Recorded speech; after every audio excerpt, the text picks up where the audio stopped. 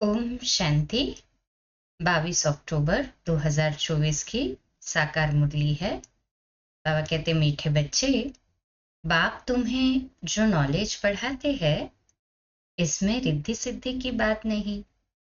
पढ़ाई में कोई छू मंत्र से काम नहीं चलता है। प्रश्न है, देवताओं को अक्लमंद कहेंगे, मनुष्यों को नहीं, क्यों? उत्तर, क्योंकि देवताएं हैं सर्वगुण संपन्न और मनुष्यों में कोई भी गुण नहीं है। देवताएं अक्लमंद है तब तो मनुष्य उनकी पूजा करते हैं।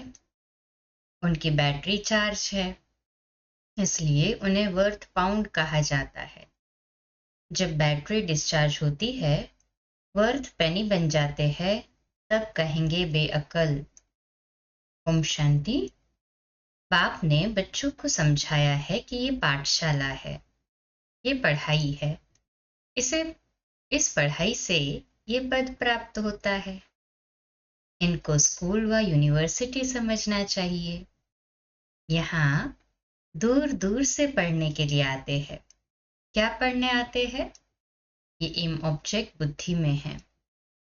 हम पढ़ाई पढ़ने के लिए आते हैं। पढ़ाने वाले को टीचर कहा जाता है। भगवान वाच है भी गीता, दूसरी कोई बात नहीं है। गीता पढ़ाने वाले का पुस्तक है, परंतु पुस्तक आदि कोई पढ़ाते नहीं है। गीता कोई हाथ में नहीं है। ये तो भगवान वाच है। मनुष्यों को भगवान नहीं कहा जाता। भगवान ऊंच से ऊंच है एक। मूल वतन, सूक्ष्म वतन, स्थूल वतन, ये है सारी यूनिवर्स। खेल कोई सूक्ष्म वतन व मूल वतन में नहीं चलता है। नाटक यहाँ ही चलता है। 84 का चक्र भी यहाँ है। इनको ही कहा जाता है 84 के चक्र का नाटक। ये बना बनाया खेल है। ये बड़ी समझने की बातें है, क्योंकि ऊंच से ऊंच भगवान उनकी तुमको मत मिलती है। दूसरी तो कोई वस्तु है नहीं। एक को ही कहा जाता है सर्वशक्तिमान, वर्ल्ड ऑलमाइटी अथॉरिटी। अथॉरिटी का भी अर्थ खुद समझाते हैं। ये मनुष्य नहीं समझते, क्योंकि वह सब है तमो प्रधान। इसको कहा ही जाता है कलयुग। ऐसे नहीं कि कोई के लिए कलयुग है, कोई के लिए सतयुग है, कोई के लिए त्रेता है।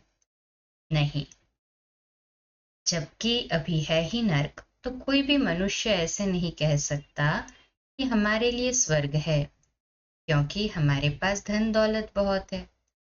ये हो नहीं सकता। ये तो बना बनाया खेल है। सतयुग पास्ट हो गया, इस समय तो हो भी नहीं सकता। ये सब समझने की बातें है। अभी तो सतयुग नहीं हो सकता ना, तो पास्ट हो गया है। हाँ, वापस स्थापन जरूर होना है। बाप बैठ सब बातें समझाते हैं। सतयुग में इनका अर्थात देवी देवताओं का राज्य था। भारतवासी उस समय सतयुगी कहलाते थे। अभी जरूर कलयुगी कहलाएंगे ना। कलयुग है तो कलयुगी। सतयुग थे तो उसको स्वर्ग कहा जाता था। सतयुगी थे भारतवासी तो स्वर्ग कहा जाता था। ऐसे नहीं कि नर्क को भी स्वर्ग कहेंगे। मनुष्यों की तो अपनी अपनी मत है। धन का सुख है तो अपने को स्वर्ग में समझते हैं। मेरे पास तो बहुत संपत्ति है, इसलिए मैं स्वर्ग में हूं। परंतु विवेक कहता है कि नहीं, ये तो है ही नर्क। भल किसके पास 10-20 लाख हो, परंतु है ही ये रोगी दुनिया। सतयुग को कहेंगे निरोगी दुनिया। दुनिया तो यही है। सतयुग में इनको योगी दुनिया कहेंगे। कलयुग को भोगी दुनिया कहा जाता है। वहां है योगी, क्योंकि विकार का भोग विलास नहीं है ना। तो ये स्कूल है, इसमें शक्ति की बात नहीं। टीचर शक्ति दिखलाते हैं क्या? एम ऑब्जेक्ट रहता है, हम फलाना बनेंगे। तुम इस पढ़ाई से मनुष्य से देवता बनते हो। ऐसे नहीं कि कोई जादू छू मंत्र व रिद्धि सिद्धि की बात है। ये तो स्कूल है। स्कूल में रिद्धि सिद्धि की बात होती है क्या? पढ़कर कोई डॉक्टर, कोई बैरिस्टर बनता है। ये लक्ष्मी नारायण भी मनुष्य थे, परंतु पवित्र थे, इसलिए उन्हों को देवी देवता कहा जाता है। पवित्र जरूर बनना है। ये है ही पतित पुरानी दुनिया। मनुष्य तो समझते हैं पुरानी दुनिया होने में लाखों वर्ष पड़े हैं। कलयुग के बाद ही सतयुग आएगा। अभी तुम हो संगम पर। इस संगम का किसको भी पता नहीं है। सतयुग को लाखों वर्ष दे देते हैं।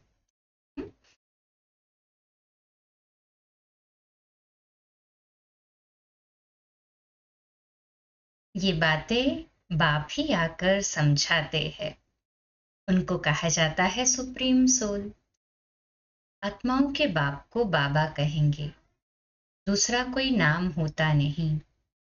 बाबा का नाम है शिव। शिव के मंदिर में भी जाते हैं। परमात्मा शिव को निराकार ही कहा जाता है। उनका मनुष्य शरीर नहीं है। तुम आत्माएं यहाँ पार्ट बजाने आती हो, तब तुमको मनुष्य शरीर मिलता है। वह है शिव। तुम हो सालिग्राम। शिव और सालिग्रामों की पूजा भी होती है, क्योंकि चैतन्य में होकर गए हैं। कुछ करके गए हैं, तब उनका नामाचार गाया जाता है अथवा पूजे जाते हैं। आगे जन्म का तो किसको पता नहीं है। इस जन्म में तो गायन करते हैं, देवी देवताओं को पूजते हैं। इस जन्म में तो बहुत लीडर्स भी बन गए हैं। जो अच्छे अच्छे साधु संत आदि होकर गए हैं, उनकी स्टैम्प भी बनाते हैं नामाचार के लिए। यहाँ फिर सबसे बड़ा नाम किसका गाया जाए? सबसे बड़े ते बड़ा कौन है? ऊंचते ऊंच तो एक भगवान ही है ना। वह है निराकार, और उनकी महिमा बिल्कुल अलग है। देवताओं की महिमा अलग है, मनुष्यों की अलग है। मनुष्य को देवता नहीं कह सकते। देवताओं में सर्वगुण थे। लक्ष्मी नारायण होकर गए हैं ना। वे पवित्र थे, विश्व के मालिक थे। उनकी पूजा भी करते हैं, क्योंकि पवित्र पूज्य है। अपवित्र को पूज्य नहीं कहेंगे। अपवित्र सदैव पवित्र को पूजते हैं। कन्या पवित्र है तो पूजी जाती है। पतित बनती है तो सबको पाँव पड़ना पड़ता है। इस समय सब है पतित। सतयुग में सब पावन थे। वह है ही पवित्र दुनिया। कलयुग है पतित दुनिया। तभी पतित पावन बाप को बुलाते हैं। जब पवित्र है तब नहीं बुलाते हैं।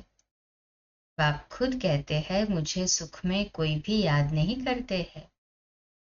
भारत की ही बात है। बाप आते ही भारत में है। भारत ही इस समय पतित बना है। भारत ही पावन था। पावन देवताओं को देखना हो तो जाकर मंदिर में देखो। देवताएं सब है पावन। उनमें जो मुख्य मुख्य हेड है, उन्हों को मंदिरों में दिखाते हैं। इन लक्ष्मी नारायण के राज्य में सब पावन थे, यथा राजा रानी तथा प्रजा। इस समय सब पतित है। सब पुकारते रहते हैं कि हे पतित पावन आओ। सभी की पुकार सुन के तो बाबा अभी आए हैं ना, कि जब बहुत दुख हुआ। सन्यासी कभी श्री कृष्ण को भगवान व ब्रह्म नहीं मानेंगे। वह समझते हैं भगवान तो निराकार है। उनका चित्र भी निराकार तरीके से पूजा जाता है। उनका एक्यूरेट नाम शिव है। तुम आत्मा जब यहाँ आकर शरीर धारण करती हो, तो तुम्हारा नाम रखा जाता है। आत्मा अविनाशी है, शरीर विनाशी है। आत्मा एक शरीर छोड़ दूसरा जाकर लेती है। 84 जन्म तो चाहिए ना। 84 लाख नहीं होते। तो बाप समझाते हैं, यही दुनिया सतयुग में नई थी, राइटियस थी। यही दुनिया फिर अनराइटियस बन जाती है। वह है सचखंड। सब सच बोलने वाले होते हैं। भारत को सचखंड कहा जाता है। झूठखंड ही फिर सचखंड बनता है। सच्चा बाप ही आकर सचखंड बनाते हैं। उनको सच्चा पातशाह ट्रुथ कहा जाता है। ये है ही झूठखंड। मनुष्य जो कहते हैं वह है झूठ। सेंसिबल बुद्धि है देवताएं, उन्हों को मनुष्य पूजते हैं। अक्लमंद और बेअक्ल कहा जाता है। अक्लमंद कौन बनाते हैं, फिर बेअक्ल कौन बनाते हैं, ये भी बाप बताते हैं। अक्लमंद सर्वगुण संपन्न बनाने वाला है बाप। वह खुद आकर अपना परिचय देते हैं। जैसे तुम आत्मा हो, फिर यहाँ शरीर में प्रवेश कर पार्ट बजाते हो। मैं भी एक ही बार इनमें प्रवेश करता हूँ। तुम जानते हो वह है ही एक। उनको ही सर्वशक्तिमान कहा जाता है। दूसरा कोई मनुष्य नहीं जिसको हम सर्वशक्तिमान कहे। लक्ष्मी नारायण को भी नहीं कह सकते, क्योंकि उन्हों को भी शक्ति देने वाला कोई है। प्रतीत मनुष्य में शक्ति हो न सके। आत्मा में जो शक्ति रहती है वह फिर आहिस्ते आहिस्ते डिग्रेड होती जाती है। अर्थात आत्मा में जो सतोप्रधान शक्ति थी वह तमोप्रधान शक्ति हो जाती है। जैसे मोटर का तेल खलास होने से मोटर खड़ी हो जाती है। ये बैटरी घड़ी घड़ी डिस्चार्ज नहीं होती है, इनको पूरा टाइम मिला हुआ है। कलयुग अंत में बैटरी ठंडी हो जाती है। पहले जो सतो प्रधान विश्व के मालिक थे, अभी तमो प्रधान है तो ताकत कम हो गई है, शक्ति नहीं रही है, वर्थ नॉट पेनी बन जाते हैं। भारत में देवी देवता धर्म था तो व्यर्थ तो देवी देवता धर्म था तो वर्थ पाउंड थे। रिलीजन इज माइट कहा जाता है। देवता धर्म में ताकत है, विश्व के मालिक है। क्या ताकत थी? कोई लड़ने आदि की ताकत नहीं थी। ताकत मिलती है सर्वशक्तिमान बाप से। ताकत क्या चीज है? बाप समझाते हैं, मीठे मीठे बच्चों, तुम्हारी आत्मा सतो प्रधान थी, अब तमो प्रधान है। विश्व के मालिक बदले विश्व के गुलाम बन गए हो। बाप समझाते हैं, ये 5 विकार रूपी रावण तुम्हारी सारी ताकत छीन लेते हैं, इसलिए भारतवासी कंगाल बन पड़े हैं। ऐसे मत समझो साइंस वालों में बहुत ताकत है। वह ताकत नहीं है, ये रूहानी ताकत है जो सर्वशक्तिमान बाप से योग लगाने से मिलती है। साइंस और साइलेंस की इस समय जैसे लड़ाई है। तुम साइलेंस में जाते हो, उसका तुमको बल मिल रहा है ना? सभी अनुभवी साइलेंस के बल का कहें हाँ जी बाबा। साइलेंस का बल लेकर तुम साइलेंस दुनिया में चले जाएंगे। बाप को याद कर अपने को शरीर से डिटैच कर देते हो। मार्ग में भगवान के पास जाने के लिए तुमने बहुत माथा मारा है, परंतु सर्वव्यापी कहने के कारण रास्ता मिलता ही नहीं। तमो प्रधान बन गए हैं, तो ये लड़ाई है। पढ़ाई को शक्ति नहीं कहेंगे। बाप कहते हैं पहले तो पवित्र बनो और फिर सृष्टि का चक्र कैसे फिरता है उनकी नॉलेज समझो। नॉलेजफुल तो बाप ही है, इसमें शक्ति की बात नहीं। बच्चों को ये पता नहीं है कि सृष्टि चक्र कैसे फिरता है। तुम एक्टर्स पार्टधारी हो न? ये बेहद का ड्रामा है। आगे मनुष्यों का नाटक चलता था, उसमें अदली बदली हो सकती है। अभी तो फिर बाइस्कोप बने हैं। बाप को भी बाइस्कोप का मिसाल दे समझाना सहज होता है। वह छोटा बाइस्कोप है हाँ दुनिया में, पर यह है बड़ा, 5000 साल की रील है ना। नाटक में एक्टर्स आदि को चेंज कर सकते हैं, ये तो अनादि ड्रामा है। एक बार जो शूट हुआ वह फिर बदल नहीं सकता।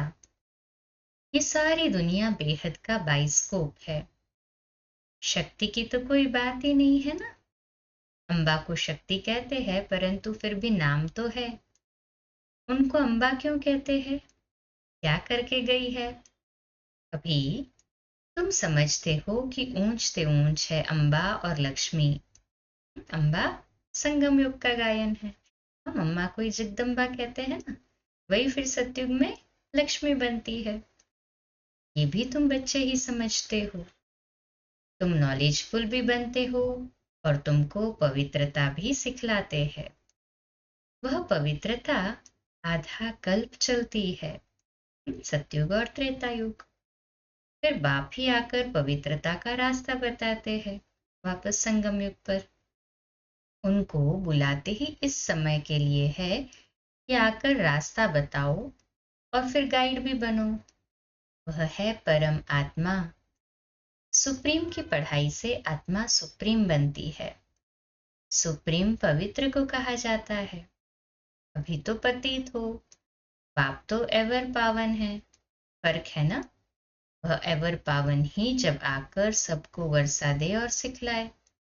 इसमें खुद आकर बतलाते हैं कि मैं तुम्हारा बाप हूं। मुझे रथ तो जरूर चाहिए, नहीं तो आत्मा बोले कैसे। रथ भी मशहूर है, गाते हैं भाग्यशाली रथ। तो भाग्यशाली रथ है मनुष्य का। घोड़े गाड़ी की बात नहीं है, मनुष्य का ही रथ चाहिए, जो मनुष्य को बैठ समझाए। उन्होंने फिर घोड़े गाड़ी बैठ दिखा दी है। भाग्यशाली रथ मनुष्य को कहा जाता है ना। यहाँ तो कोई कोई जानवर की भी बहुत अच्छी सेवा होती है, जो मनुष्य की भी नहीं होती है। कुत्ते को कितना प्यार करते हैं, घोड़े को गाय को भी प्यार करते हैं। कुत्तों की एग्जीबिशन लगती है। ये सब वहां होते नहीं। हाँ, सतयुग में ऐसा थोड़ी होगा। लक्ष्मी नारायण कुत्ते पालते होंगे क्या? अभी तुम बच्चे जानते हो कि इस समय के मनुष्य सब तमो प्रधान बुद्धि है। उन्हें सतो प्रधान बनाना है। वहां तो घोड़े आदि ऐसे नहीं होते जो मनुष्य कोई उनकी सेवा करे। तो अब बाप समझाते हैं, तुम्हारी हालत देखो क्या हो गई है। रावण ने ये हालत कर दी है। ये तुम्हारा दुश्मन है, परंतु तुमको पता नहीं है कि इस दुश्मन का जन्म कब होता है। शिव के जन्म का भी पता नहीं है, तो रावण के जन्म का भी पता नहीं है। बाप बतलाते हैं, त्रेता के अंत और द्वापर के आदि में रावण आते हैं। उनको 10 शीश क्यों दिए हैं, हर वर्ष क्यों जलाते हैं, ये भी कोई जानते नहीं। अभी तुम मनुष्य से देवता बनने के लिए पढ़ते हो। जो पढ़ते नहीं वह देवता न बन सके। वह फिर आएंगे तब जब रावण राज्य शुरू होगा। अभी तुम जानते हो हम देवता धर्म के थे, अब फिर सैपलिंग लग रहा है। बाप कहते हैं, मैं हर 5000 वर्ष बाद तुमको आकर ऐसा पढ़ाता हूं। इस समय सारे सृष्टि का झाड़ पुराना है। नया जब था तो एक ही देवता धर्म था, फिर धीरे धीरे नीचे उतरते हैं। बाप तुम्हें 84 जन्मों का हिसाब बताते हैं, क्योंकि बाप नॉलेजफुल है। अच्छा, मीठे मीठे सिकिले दे बच्चों प्रति माता पिता बाप दादा का याद प्यार और गुड मॉर्निंग। रूहानी बाप की रूहानी बच्चों को नमस्ते। हम रूहानी बच्चों की रूहानी माता पिता बाप दादा को याद प्यार, गुड मॉर्निंग और नमस्ते। वाह बाबा वाह, शुक्रिया बाबा शुक्रिया। करना के लिए मुख्य सार है, पहली पॉइंट, साइलेंस का बल जमा करना है। साइलेंस बल से साइलेंस दुनिया में जाना है। बाप की याद से ताकत लेकर गुलामी से छूटना है, मालिक बनना है। दूसरा पॉइंट, सुप्रीम की पढ़ाई पढ़कर आत्मा को सुप्रीम बनाना है।